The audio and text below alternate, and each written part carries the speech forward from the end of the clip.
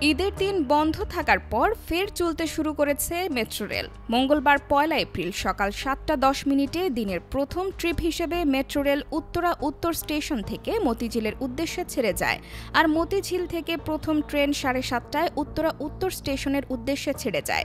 Metro rail পরিচালনাকারী প্রতিষ্ঠান Dhaka mass transit company limited সূত্র জানায়, পবিত্র ঈদ উল ফিতর উপলক্ষে সোমবার ৩১ মার্চ মেট্রো রেল চলাচল বন্ধ ছিল।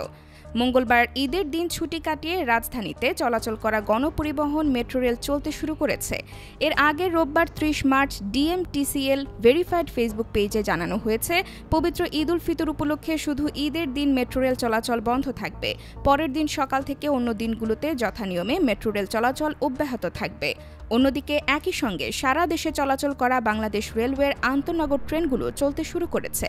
মঙ্গলবার ১ এপ্রিল সকাল থেকে ট্রেন চলাচল শুরু হয়।